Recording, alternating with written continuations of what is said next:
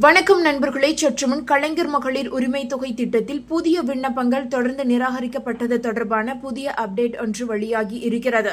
அதன்படி கலைஞர் மகளிர் உரிமை தொகை திட்டத்தின் மூலம் ரூபாய் 1000 கிடைக்க வேண்டும் என எதிர்பார்த்து விண்ணப்பம் செய்தவர்களில் இனி யாரெல்லாம் அப்டேட்டுக்காக காத்திருக்க வேண்டியதில்லை என்ற மிக முக்கிய தகவல் வெளியாகி இருக்கிறது. ஏனென்றால் கலைஞர் மகளிர் உரிமை தொகை திட்டம் முழுக்க ஏழை எளிய குடும்பங்களுக்காக உருவாக்கப்பட்டு அந்த குடும்ப பெண்களுக்காக மாதந்தோறும் 1000 ரூபாய் கொடுக்கப்படுவதை எல்லோரும் அறிந்திருப்பீர்கள். தமிழ்நாடு அரசு சரியாக இந்த திட்டத்தை செயல்படுத்தி வந்தாலும் மாதந்தோறும் சரியாக 1000 ரூபாய் பெண்களின் வங்கி கணக்கில் வரவு வைத்து விடுவதாலும் இந்த திட்டத்தின் மீதான நம்பிக்கையும் எதிர்பார்ப்பும் தமிழ்நாட்டு பெண்களிடம் அதிகரித்துவிட்டது. அதன் காரணமாகவே கடந்த முறை கலைஞர் மகளிர் உரிமை தொகை திட்டத்திற்கு விண்ணப்பிக்காதவர்கள் கூட எப்போது இந்த திட்டத்தில் புதிய பயனாளிகள் சேர்க்கப்படுவார்கள் என்ற அறிவிப்பு வரும் என பெரும் எதிர்பார்ப்போடு காத்திருந்தனர். ஜூலை 15ஆம் தேதி முதல் உங்களுடன் ஸ்டாலின் முகாமில் இந்த திட்டத்திற்கு விண்ணப்பிக்கலாம் என அரசு அறிவித்தவுடன் அவசரமாக மகளிர் உரிமை தொகை கேட்டு புதிதாக விண்ணப்பித்து உள்ளனர். இப்போது வரை விண்ணப்பித்தும் வருகின்றனர். ரேஷன் கார்டு இருந்தால் மட்டுமே விண்ணப்பிக்க முடியும் என்பதால் பலர் புதிய ரேஷன் கார்டு கேட்டும் விண்ணப்பித்து உள்ளனர். இந்த மனுக்களின் எண்ணிக்கையும் இப்போது பல ஆயிரங்களாக அதிகரித்து உள்ளது. அதாவது ரேஷன் கார்டு வைத்திருக்கும் எல்லோரும் இந்த திட்டத்திற்கு விண்ணப்பிக்கலாம் என நினைத்து விண்ணப்பம் செய்து விடுகின்றனர். ஆனால் இங்குதான் பெண்கள் தெரிந்து கொள்ள வேண்டிய மிக முக்கிய தகவலே இருக்கிறது. ரேஷன் கார்டு வைத்திருப்பவர்கள் மகளிர் உரிமை தொகை கேட்டு விண்ணப்பிக்கலாம் என்றாலும் எல்லோரும் விண்ணப்பிக்க முடியாது.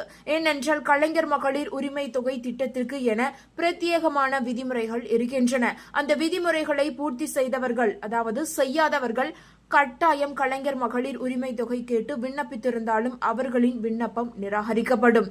எல்லா தகுதிகளையும் பூர்த்தி செய்தால் மட்டுமே கலைஞர் மகளிர் உரிமை தொகை விண்ணப்பம் ஏற்றுக்கொள்ளப்படும். கடந்த சில மாதங்களாக தமிழ்நாடு அரசு அனைத்து துறைகளிலும் காலி பணியிடங்களுக்கு புதிதாக தேர்வு செய்யப்பட்டவர்களுக்கு அரசு பணி நியமன ஆணைகளை வழங்கி வருகிறது.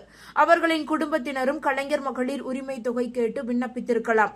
அப்படியானவர்களின் விண்ணப்பங்கள் எல்லாம் தீவிர பரிசீலனைக்கு உட்படுத்தப்பட்டு கட்டாயம் நிராகரிக்கப்படும்.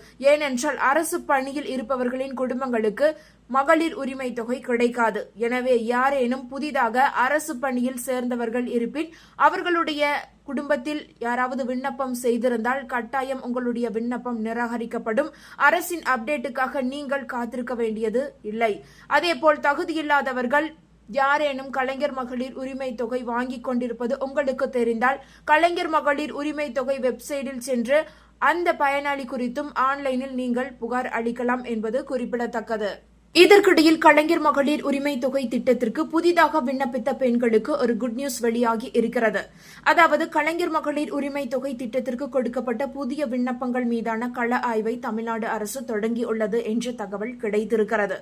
அதாவது உரிமை தொகை திட்டத்திற்கு புதிதாக விண்ணப்பித்த பெண்களுக்கான முக்கிய அப்டேட் தான் இது. அதன்படி உங்களுடன் ஸ்டாலின் முகாம்களில் கொடுக்கப்பட்ட உரிமை தொகை திட்டத்திற்கான புதிய விண்ணப்பங்கள் மீதான கள ஆய்வை தமிழ்நாடு அரசு தொடங்கியுள்ளது. ஒவ்வொரு விண்ணப்பங்கள் மீதும் அரசு அலுவலர்கள் நேரடியாக கள ஆய்வு செய்ய உள்ளனர். இது தொடர்பாக கள பணியாளர்களை நியமித்து தமிழ்நாடு அரசு சுற்றறிக்கையை அனுப்பியுள்ளது. அந்த சுற்றறிக்கையில் வட்டாட்சியர்கள் தங்கள் வட்டத்திற்கு ஒதுக்கீடு செய்யப்பட்டுள்ள நியாய விலை கடை விற்பனையாளர்களின் பகுதிகளுக்கு ஏற்ப மனுக்களை களவாரியாக பிரித்தளித்து ஆய்வு மேற்கொள்ளுமாறு தெரிவிக்கப்பட்டு உள்ளது. அலுவலர்கள் நாள்தோறும் குறைந்தது 100 விண்ணப்பங்களை கள ஆய்வு செய்து அதற்கான செயலியில் பதிவேற்றம் செய்ய வேண்டும் என்றும் கூறப்பட்டு உள்ளது. மேலும் கள விசாரணை குறித்த அறிக்கையை சம்பந்தப்பட்ட கிராம நிர்வாக அலுவலரிடம் தினசரி மாலை 6 மணிக்கு சமர்ப்பிக்க வேண்டும் என்றும் அறிவுறுத்தப்பட்டு உள்ளது. மேலும் இப்பணியின் மீது தனி கவனம் செலுத்தி முடித்திட வேண்டும். மறு உத்தரவு வரும் வரை இப்பணிகளை தொடர்ந்து மேற்கொள்ளப்பட வேண்டும் என்றும் அந்த சுற்றறிக்கையில் தெரிவிக்கப்பட்டு உள்ளது. தமிழ்நாடு அரசு செயல்படுத்தி வரும் கலைஞர் மகளிர் உரிமை தொகை திட்டத்தில் இப்போது வரை 1,15,00,000 பெண்கள் மாதந்தோறும் 1000 ரூபாயை வங்கி கணக்கில் பெற்று வருகின்றனர். இதில் கடந்த முறை தகுதியான பெண்கள் பலர் விடுபட்டு போனார்கள். அவர்களுக்கு வாய்ப்பு கொடுக்கும் விதமாக தமிழ்நாடு அரசு ஒரு வாய்ப்பை இப்போது வழங்கியுள்ளது. தகுதியான பெண்கள் உங்களுடன் ஸ்டாலின் முகாமில் கலந்து கொண்டு கலைஞர் மகளிர் உரிமை தொகை திட்டத்திற்கு விண்ணப்பிக்கலாம் என அறிவித்தது. ஜூலை 15ஆம் தேதி முதல் நடைபெற்று வரும் இம்முகாமில் இதுவரை 17 லட்சத்திற்கும் அதிகமான பெண்கள் விண்ணப்பம் செய்துள்ளனர். இந்த சூழலில் கலைஞர் மகளிர் உரிமை தொகை திட்டத்திற்கு புதிதாக விண்ணப்பித்த மனுக்களின் மீதான பரிசீலனையை தமிழ்நாடு அரசு தொடங்கியுள்ளது. மகளிர் உரிமை தொகை திட்டத்திற்கு புதிதாக கொடுக்கப்பட்ட மனுக்களின் மீதான கள ஆய்வு என்பது மனுக்களில் கொடுக்கப்பட்ட தகவல்கள் உண்மையானதா என ஆய்வு செய்யப்படும். மேலும் சொந்த வீடு, வாடகை வீடு, மொபைல் எண், வங்கிக் கணக்கு எண் உள்ளிட்டவை ஆய்வு செய்யப்படும். பெண் பயனாளிகளின் பொருளாதார வரவு, மகளிர் உரிமை தொகை விதிமுறைகள் அனைத்தையுமே பூர்த்தி செய்திருக்கிறீர்களா என்பதும் கவனத்தில் எடுத்துக் கொள்ளப்படும். எனவே உரிமை தொகை திட்டத்திற்காக விண்ணப்பித்த பெண்களுடைய வீடுகளுக்கு அரசு அலுவலர்கள் நேரில் சென்று ஆய்வு செய்ய உள்ளனர். இந்த ஆய்வு முடிந்த பிறகு எப்போது முதல் 1000 ரூபாய் கொடுக்கப்படும் என்ற அறிவிப்பை தமிழ்நாடு அரசு அதிகாரப்பூர்வமாக வெளியிட உள்ளார்கள்.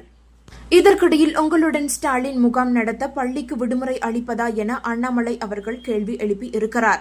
திருப்பத்தூரில் ஊராட்சி அரசு பள்ளிக்கு விடுமுறை அளித்துவிட்டு அங்கு உங்களுடன் ஸ்டாலின் முகாம் நடத்துவதற்கு பாஜக முன்னாள் தலைவர் அண்ணாமலை கண்டனம் தெரிவித்து கேள்வி எழுப்பி இருக்கிறார். பாஜக முன்னாள் மாநில தலைவர் அண்ணாமலை தனது எக்ஸ் சமூக வலைதள பதிவில் திருப்பத்தூர் மாவட்டம் ஜோலார்பேட்டை அருகே தாமலேரி முத்தூர் ஊராட்சியில் உள்ள அரசு மேல்நிலைப் பள்ளிக்கு திமுக அரசின் உங்களுடன் ஸ்டாலின் முகாமுக்காக விடுமுறை அளித்திருப்பதை கடுமையாக விமர்சித்து உள்ளார். அண்ணாமலை தனது பதிவில் ஆட்சிக்கு வந்து 4 ஆண்டுகளாக எந்த துறை நிர்வாகத்தையும் சரியாக கவனிக்காமல் வெற்று விளம்பரங்களிலேயே திமுக அரசு நாட்களை கழித்துவிட்டது. இப்போது ஆட்சி முடியும் தருவாயில் குறைதீர்க்கும் முகாம் என்ற பெயரில் அரசு பள்ளிகள், அரசு அலுவலகங்களை செயலிழக்க செய்து வருகின்றனர் என்று தெரிவித்து உள்ளார். அரசு பள்ளிகளுக்கு விடுமுறை அளித்து அரசியல் முகாம் நடத்துவது எந்த விதத்திலும் நியாயமல்ல. இது பள்ளிகளில் படிக்கும் ஏழை எளிய மாணவர்களை பலிகடாக்குவதைப் போல இருக்கிறது.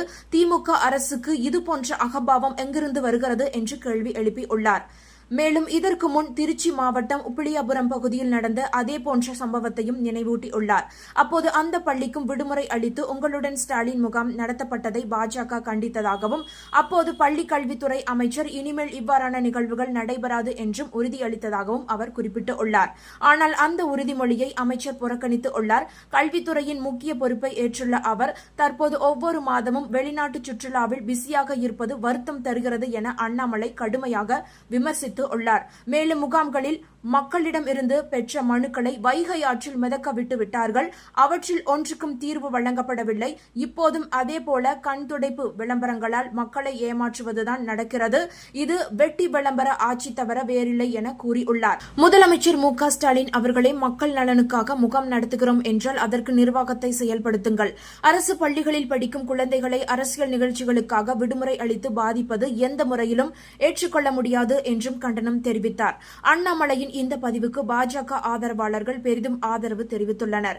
அதே நேரத்தில் திமுக ஆதரவாளர்கள் இந்த குற்றச்சாட்டை மறுத்து உங்களுடன் ஸ்டாலின் முகாம்கள் மக்களின் குறைகளை நேரடியாக தீர்க்கும் முயற்சிதான் என்றும் அரசியல் நோக்கம் அல்ல என்றும் வாதிடுகின்றனர். இதனால் சமூக வலைதளங்களில் பாஜக திமுக ஆதரவாளர்களுக்கிடையில் கடுமையான கருத்து மோதல்கள் உருவாகியுள்ளன. இந்த தகவல்கள் உங்களுக்கு பயனுள்ளதாக இருந்தால் மறக்காம இந்த வீடியோவை லைக் பண்ணி உங்களுடைய ஃப்ரெண்ட்ஸுக்கும் ஃபேமிலிக்கும் ஷேர் பண்ணி விட்டுருங்க. இது போன்ற பயனுள்ள தகவல்களை உடனுக்குடன் தெரிந்து கொள்ள மறக்காம நம்மளுடைய குட்டி இன்ஃபோ சேனலை சப்ஸ்கிரைப் பண்ணி பக்கத்தில் இருக்க மினி பெல் ஐக்கானை கிளிக் பண்ணி வச்சுக்கோங்க. நன்றி மக்களே.